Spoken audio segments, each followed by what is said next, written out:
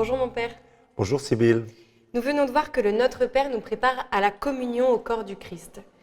À la messe, j'imagine qu'il n'y a pas que la prière du Notre Père qui contribue à construire l'unité. Alors en effet, dans le missel, la prière du Notre Père fait partie des rites de communion. Et c'est important parce que toute la célébration eucharistique est comme orientée vers la communion. La communion, l'unité, est ce que les anciens, les théologiens du Moyen-Âge appelaient la res, c'est-à-dire la chose, le but ultime de l'action eucharistique. D'ailleurs, la dernière prière de Jésus est une demande de communion, d'unité, qu'il soit un avant d'entrer dans sa passion. Et c'est de la communion que jaillit la mission. Jésus dit également, c'est à l'amour que vous aurez les uns pour les autres qu'on reconnaîtra que vous êtes mes disciples. Bref, toute la messe est ordonnée à la construction de l'unité. Et cette unité, elle ne se décrète pas, comme dans un parti politique ou dans une association. Elle se reçoit. C'est en communiant au même corps que nous devenons ce que nous recevons, selon le beau mot de saint Augustin, qui reprend d'ailleurs saint Paul à ce sujet-là, que nous devenons le corps du Christ. Ainsi, communier, c'est certes recevoir le corps du Christ, mais c'est peut-être plus encore être reçu dans le grand corps dont le Christ est la tête et dont nous sommes les membres. Donc ce n'est pas le fait d'être ensemble ou de faire les choses ensemble, ni même seulement de prier ensemble qui fait la communion ?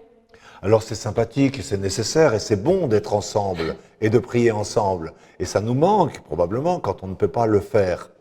Mais la question est bien plus profonde. Elle est sacramentelle. Les chrétiens ne se réunissent pas d'abord, comme le font les païens, pour rendre un culte à leur Dieu. Dès les origines, on l'a vu, ils se réunissent pour faire mémoire de la Pâque du Christ et partager le pain. Ils reçoivent son corps pour faire de plus en plus corps avec lui et corps entre eux, les deux. C'est cela le cœur du culte chrétien, c'est cela la source de l'Église, sa raison d'être, permettre la communion au Christ de façon sacramentelle, comme il nous a demandé de le faire. Faites ceci en mémoire de moi.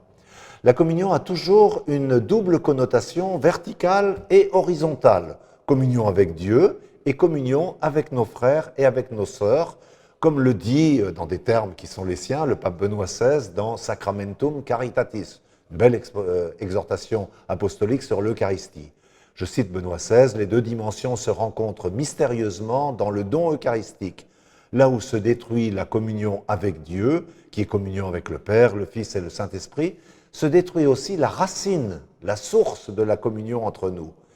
Et là où n'est pas vécue la communion entre nous, réciproquement, là non plus, la communion avec le Dieu trinitaire n'est ni vivante ni vraie. Fin de citation du pape Benoît XVI. Nous sommes donc tous membres du Christ et membres les uns des autres. Est-ce que ceux qui ne communient pas sacramentellement sont aussi pleinement participants de cette communion ? Alors là, vous abordez une question à la fois importante et souvent douloureuse. Parce que si l'unité et la communion sont d'abord d'ordre sacramentel, comme on vient de le dire, si l'unité et la communion se construisent par la communion eucharistique, comment peut-on être pleinement incorporé au corps du Christ sans pouvoir recevoir son corps eucharistique ?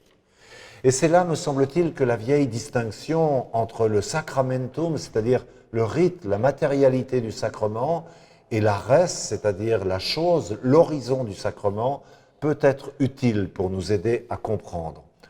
On l'a vu pendant le confinement avec les messes à la télé, on a essayé d'être en communion virtuelle parce qu'on ne pouvait pas être en communion eucharistique.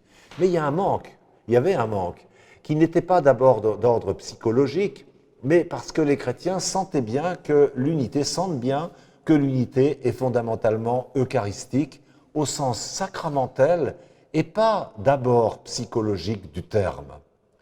Alors, il faut être en vérité. Quand on ne peut pas communier, on ne fait pas comme si on pouvait, on ne fait pas semblant.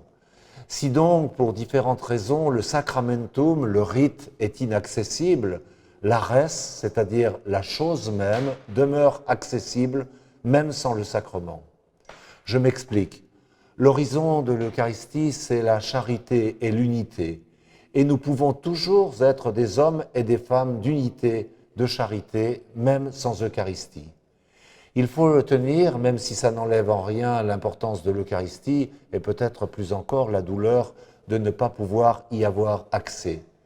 Mais si Dieu s'est lié à ces sacrements pour agir dans son Église, eh bien il demeure parfaitement libre de donner sa grâce en dehors de ces sacrements. Le vent souffle où il veut, nous prévient Jésus dans l'évangile de Jean. Donc si je comprends bien, c'est véritablement le fait de s'unir au don que le Christ fait de lui-même qui nous unit à lui et qui nous unit aux autres, par lui, avec lui, en lui. Donc le fait d'être parfois très différents les uns des autres, ce n'est pas très grave? Alors, par lui, avec lui et en lui, c'est précisément la formule liturgique qui conclut la grande prière eucharistique à laquelle tous les baptisés donnent une réponse, un engagement unanime, l'amen final, par lui, avec lui, en lui, et on répond amen. Et Dieu sait s'ils sont différents, les baptisés, dans les messes dominicales. C'est d'ailleurs la grâce de la messe paroissiale en particulier, que de réunir des baptisés profondément différents, des riches des pauvres, des vieux des jeunes, des hommes des femmes, des noirs des blancs, des chrétiens de droite, des chrétiens de gauche, des hétérosexuels, des homosexuels. Bref, tous nous sommes appelés, exactement comme au temps de saint Paul, qui disait qu'il n'y a plus ni homme ni femme, ni esclave ni homme libre, ni juif ni grec. Saint Paul évoquait déjà les grandes fractures de son temps que l'Eucharistie, la communion, eh bien, étaient là pour réduire. Voilà donc l'horizon eucharistique, nous rassembler tous dans l'unique corps dont le Christ est la tête et dont nous sommes les membres. C'est une unité qui n'est pas une uniformité, que pas une seule tête ne dépasse, mais une unité qui ne peut être que l'œuvre de l'Esprit Saint, dont la joie secrète est de rétablir la ressemblance en jouant sur les différences. Et là, je cite l'expression magnifique de Christian de Chergé, ce moine qui a donné sa vie à ses frères algériens et qui en est mort martyr. Merci beaucoup mon père. Et nous nous retrouvons tout de suite avec le père Barthélemy, un curé de paroisse qui a une idée assez originale. À tout de suite.